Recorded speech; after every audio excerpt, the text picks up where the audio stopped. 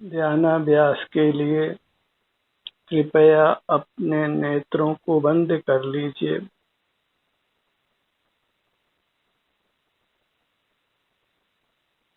अपना मुख अपनी ओर कीजिए।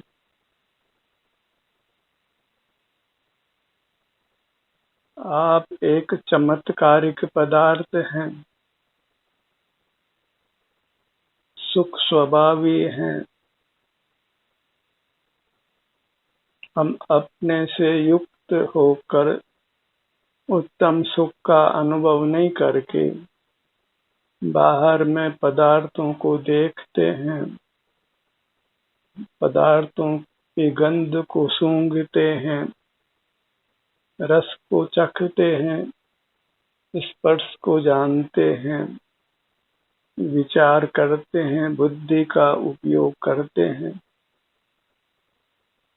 इतनी सामर्थ्य जिसमें है वह अपने आश्रय से उत्तम सुख का अनुभव कर सकता है।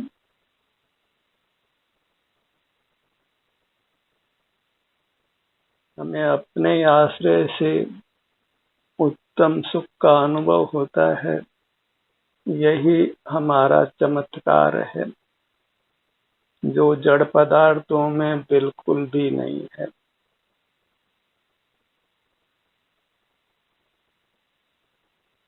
हम चैतन्य महाप्रभु हैं। प्राप्त मूर्त शरीर के समान हमारा आकार होता है और अंतर्दृष्टि कर अपना ही अवलंबन लेने से हमें अपूर्व अनुपम सुख का अनुभव होता है। तो हमें अपने अमूर्त काया को मूर्त पदार्थों को देखने जानने में काम नहीं लेकर अपना उत्तम सुख अनुभव करने के लिए काम लेना चाहिए। हम वास्तव में मूर्त इंद्रियों के पराश्रय से अपनी सुख शक्ति को उपभोग में नहीं लेकर उसका दुरुपयोग ही करते हैं।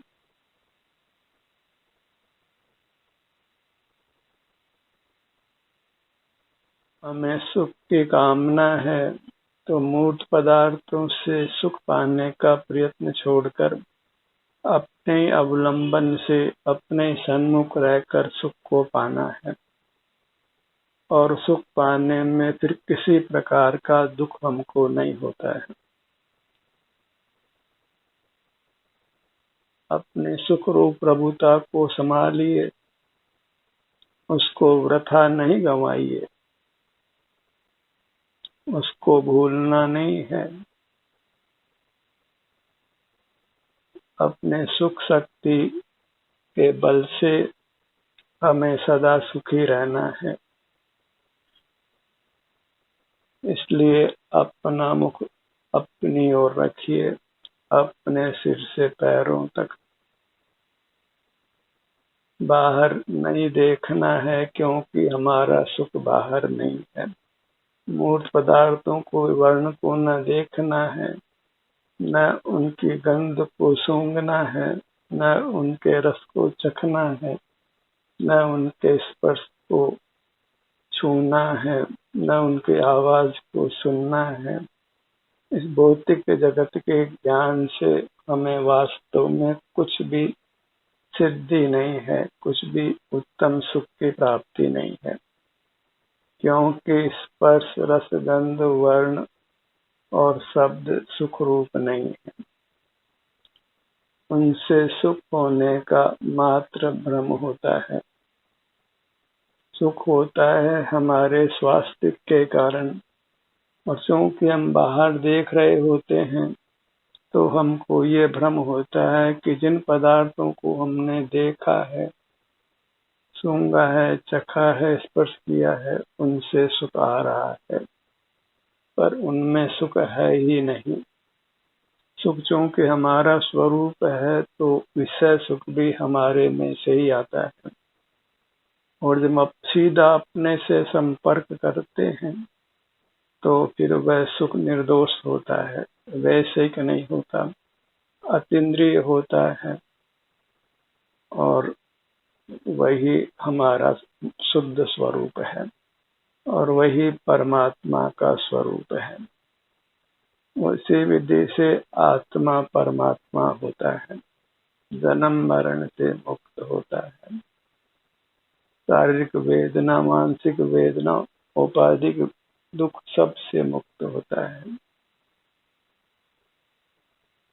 तो क्यों न हम अपने इस सुख रूप चमत्कार का लाभ लें, अपना मुख अपने ओर रखकर शांति से जीवन यापन करें, सुख से जीवन यापन करें, जहाँ फिर कुछ भी शारीरिक थकावट नहीं है, मानसिक थकावट नहीं है, तनाव नहीं है, राग द्वेष मोह भय विषाद चिंता कुछ भी नहीं है। एकदम परम शांति है, परम स्वास्थ्य है, उत्तम सुख का भोग है। बस बाहर से हटकर अपने से युक्त होने से ही हमारे सुख की उपलब्धि है। सर्व तनावों से मुक्ति है, पूर्ण विश्रांति है, पूर्ण आनंद है। एक बहिर्मुखता रूपी भूल से ही हम संसार में नाना दुख भोग रहे हैं और एक साथ भले ही हम अंतर्मुख नहीं हो पाए, पर अंतर्मुख होते होते फिर सतत अंतर्मुख रह जाते हैं, पूर्ण सुख प्रकट होता है, परमात्म दशा प्रकट होती है। जीव अंतरंग में परमात्मा स्वरूप है, वह प्रकट परमात्मा हो जाता है।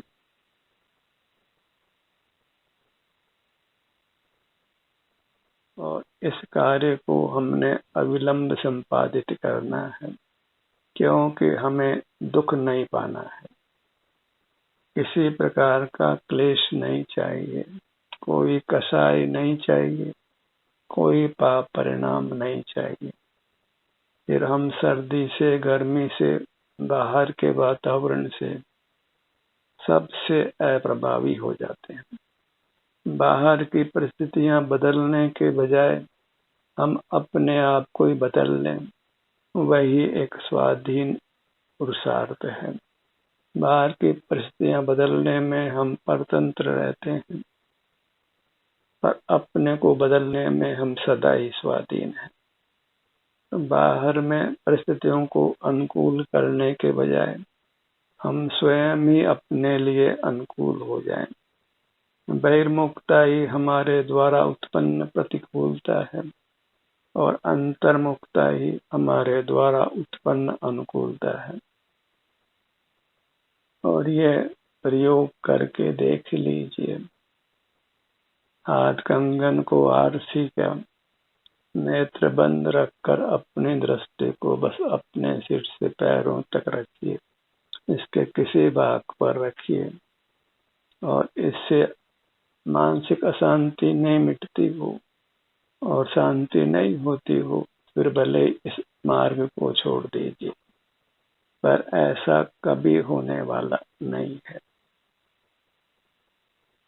भोगना हमारा स्वभाव है, क्योंकि हम सुख स्वभावी हैं, तो हम सुख को भोगें, उसके विपरीत दुख को नहीं भोगें।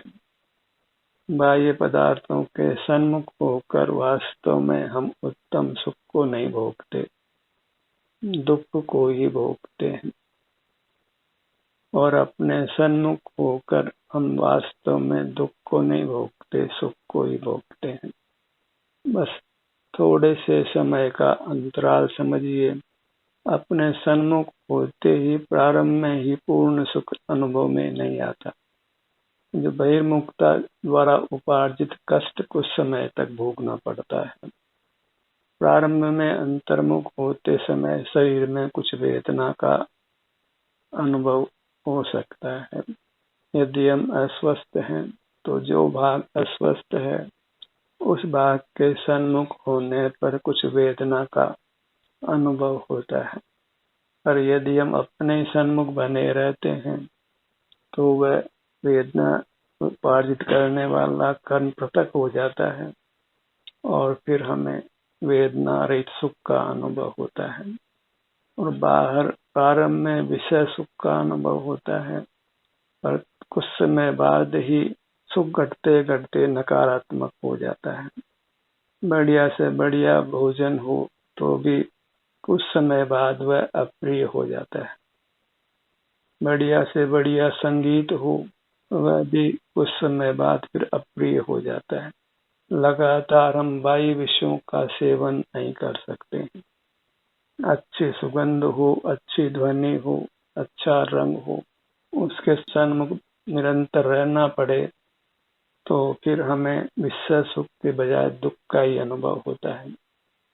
कोई भी ऐसा बाहर में पदार्थ नहीं है जिसका सेवन निरंतर किया जा सकता हो, जिसके आश्रय से निरंतर विषय सुख पाया जा सकता हो।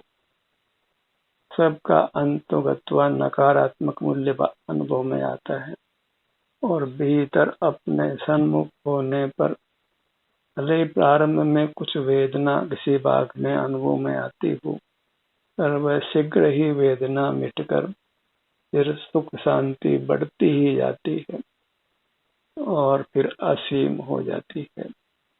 फिर लौटकर कभी किंचित भी दुख नहीं होता। तो बाहर घटता हुआ सुख होता है और फिर दुख में बदल जाता है। भीतर घटता हुआ दुख है, फिर वो सुख में बदलता है और अनंत काल तक फिर अनंत सुख ही रहता है।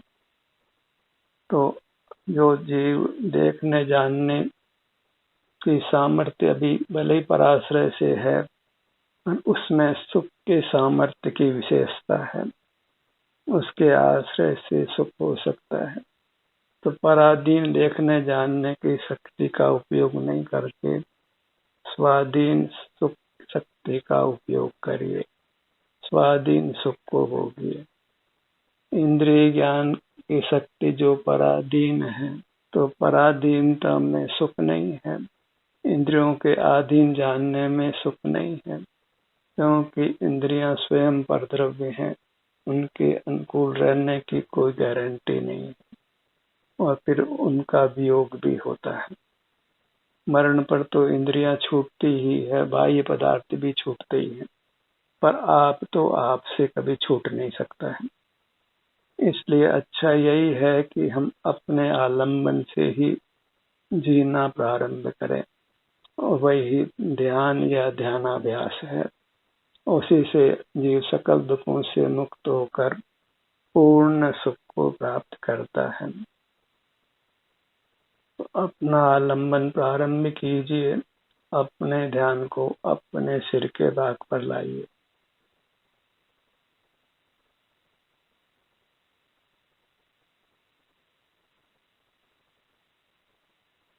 ये आपका चुनाव है कि आप किस भाग का भी अवलंबन करें।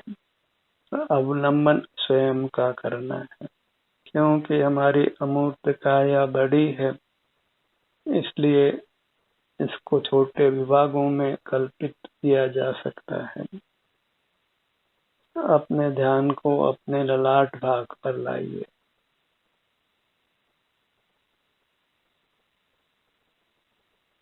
केवल अबाउट जितना ही काम है सुख पाने के लिए।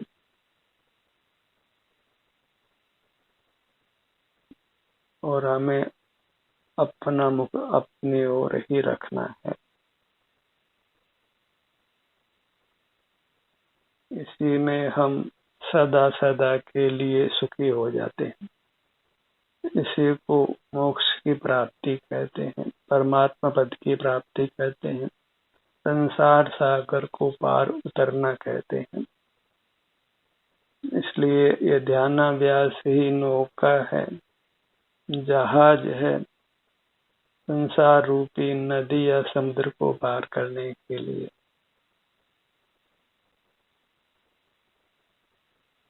ध्यानाभ्यास अर्थात स्वावलंबन। अपने मूर्त के सन्मुख रहना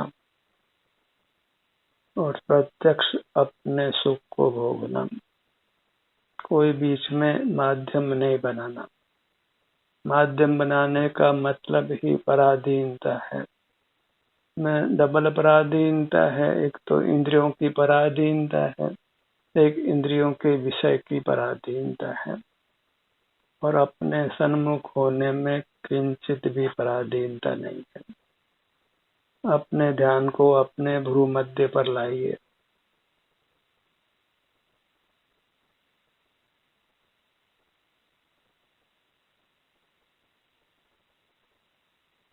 इसी को योग निद्रा कहते हैं, अंतर यात्रा कहते हैं, शवासन कहते हैं, जो इस देश का सनातन धर्म है। इसी विधि से अनादि से जीव संसार सागर को पार करते रहे हैं, नर से नारायण होते रहे हैं।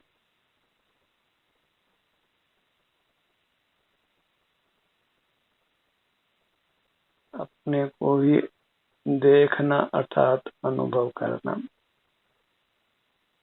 विपश्यना में भी यही प्रयोग कराया जाता है, तथापि अपनी वस्तु को नित्य रूप से स्वीकार नहीं करने से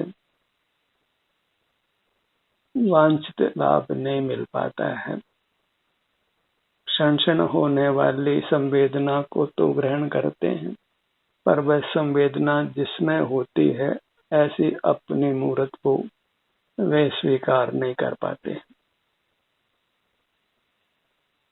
जिसमें संवेदना होती है वही एक ध्रुव तत्व है, नित्य तत्व है, अविनाशी तत्व है। वह क्षणवर्ती नहीं है, वह अनादि निधन है, वह हम ही है।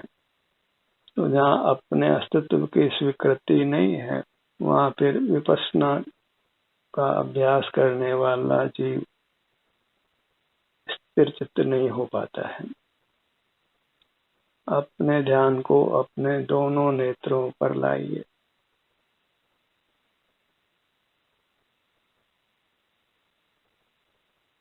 अपना विस्तार और अपनी वृत्ति, इन दोनों का समवाय ही एक द्रव्य है, आत्म द्रव्य है।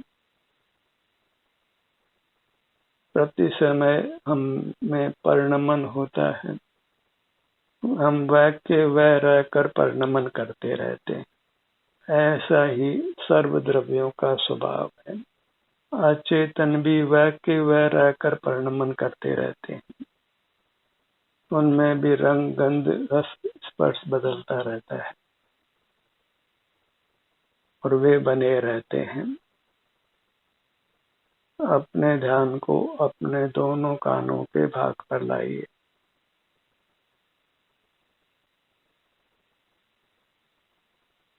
हमें किसी भी धर्म या संप्रदाय का पक्ष नहीं रखकर अपना पक्ष रखना चाहिए। वृत्ति अपने प्रति झुकना है, क्योंकि अपना सुख अपने में है। किसी प्रकार का राग द्वेष नहीं है, अपनी स्वीकृति में निर्विकल्पता है, परम शांति है। हम अपने ही हैं, सब द्रव्य अपने अपने ही होते हैं, और पर के होने में ही राग द्वेष उत्पन्न होता है। और जब अपने सन्मुख रहते हैं तो फिर हम अपने ही होते हैं और निर्विकल्प शांति का अनुभव होता है, वीतरागता होती है। तो बाह्य पदार्थों को विषय करने में कुछ भी सार नहीं है, क्योंकि वह सब पराधीनता से होता है, और पराधीन सपने सुख नहीं। परतंत्रता में सब कोई दुख का ही अनुभव करते हैं। पशु पक्षी को भी बांध कर परतंत्र रखा जाए तो वे भी दुख का ही अनुभव करते हैं। अपने ध्यान को अपनी नासिका पर लाइए। अपने मूर्त के हम विभिन्न भागों का अवलंबन लेते हैं और सब भाग समान रूप से सुख रूप हैं। तो चूंकि हमारी वृत्ति अभी चंचल है, एक स्थान पर नहीं ठहरती है, इसलिए हम अपने एक स्थान से दूसरे स्थान का अवलंबन लेते हैं, पर हमारे सब स्थान सुख स्वरूप ही है। एक स्थान से दूसरे स्थान पर जाना कोई भिन्न द्रव्य का अवलंबन नहीं है। आप ही बड़ा है तो अपने एक भाग को छोड़कर अपने दूसरे भाग का अवलंबन लेता है, तो वहाँ पूरी तरह स्वाधीनता है। जैसे हम अपने घर के ड्राइंग रूम से बेडरूम में जाएं, तो वास्तव में आप अपने घर में ही रहे हैं। ऐसे हमारी वृत्ति एक भाग से दूसरे भाग में विचरण करती है, पर यह तब तक ही है जब तक हम सकल मूर्त कर्म का बंधन समाप्त नहीं कर देते, और एक बार मूर्त कर्म का बंधन समाप्त करने पर सर्वांग मूर्ति का हर भाग एक साथ हमारे अनुभव में आता है और हमें अनुपम अपूर्व सुख प्रदान करता है, और वही मुक्त दशा है। फिर वहाँ विचरण जैसा कुछ भी नहीं है। साधक दशा में ही उपयोग की चंचलता होने से, मूर्त कर्म का संबंध होने से हम अपने किसी भाग विशेष का ही आश्रय कर पाते हैं। कुछ न कुछ भाग छूट ही जाता है, तो फिर हम छूटे हुए भाग का भी इसी प्रकार विचरण करके अनुभव करते हैं। अपने ध्यान को अपने दोनों होठों के भाग पर लाइए। ध्यान करते हुए कुछ भी हमको शंका नहीं हो, इसके लिए सैद्धांतिक ज्ञान हो तो हमें कोई आकुलता नहीं होती है, स्पष्टता होती है, तो हम विचरण करते हुए परम शांति का ही अनुभव करते हैं। अपने ध्यान को अपने जिह्वा भाग पर लाइए।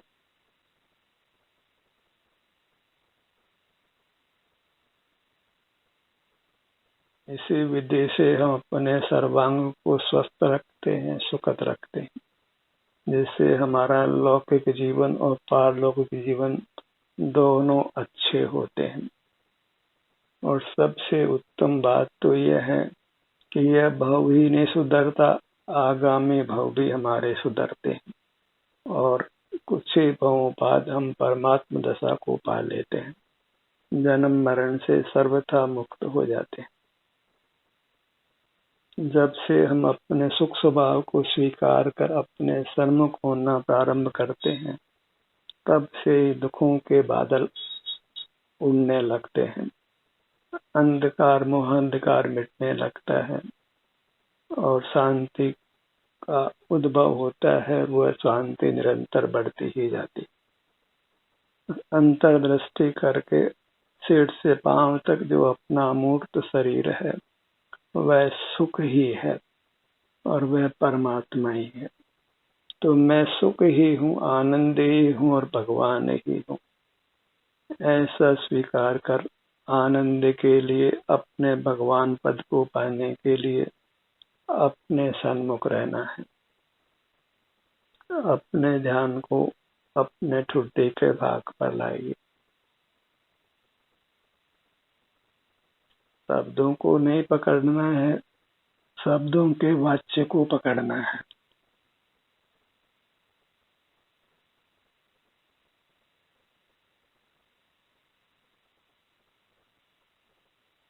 अंगों के जो नाम है वे अंग को ही प्रकट करते हैं।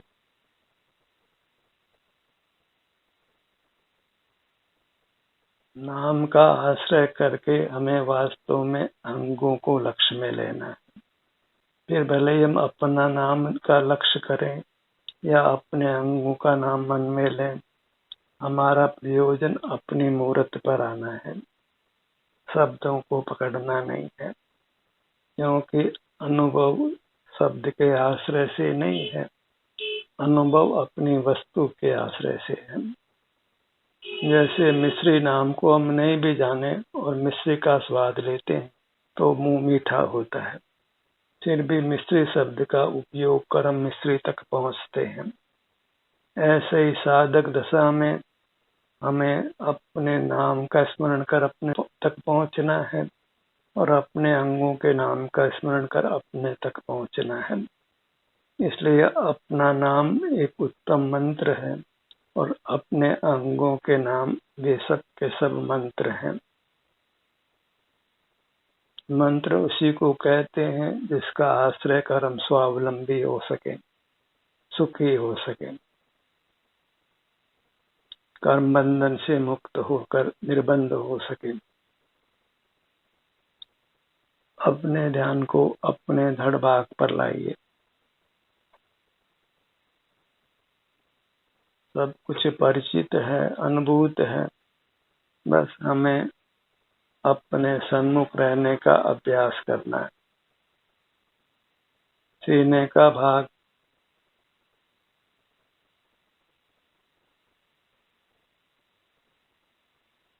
पेट का भाग, पीठ का भाग, धड़ भाग में हमारे भौतिक नाना अंग काम करते हैं, वे सब स्वस्थ रहें, इसके लिए हमें अपने ध्यान को अपने धड़ भाग पर रखना है। अपने सन्मुख नहीं रहने से ही अपने अंग उपांग रोगग्रस्त हो जाते हैं और वह जोखिम हमको नहीं लेना है, क्योंकि रोगग्रस्त होने पर दुख होता है और असमय में मरण हो जाता है। इसलिए हमें अपने सन्मुख रहकर अपने हर अंग को वेदना रहित रखना है, स्वस्थ रखना है, सुखद रखना है और इसके लिए वास्तव में किसी औषधि की जरूरत नहीं है। केवल अपनी दृष्टि से ही हम स्वस्थ रहते हैं, हमारे हर अंगोपांग स्वस्थ रहते हैं, सुख का अनुभव कराते हैं। अपने ध्यान को अपनी दाहिनी भुजा पर लाइए।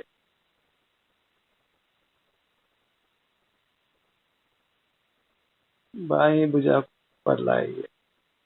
अभी हम भौतिक शरीर को काम में लेते हैं क्योंकि अभी बहिर्मुखता समाप्त नहीं हुई है, इसलिए यह आवश्यक है कि हमारे भौतिक अंगोपांग सुचारू रूप से काम करें और इसके लिए हमें नेत्र बंद कर अपने इन्हीं अंगों पर अपने ध्यान को रोकना है और इनके सन्मुख रहकर शांति को भोगना है।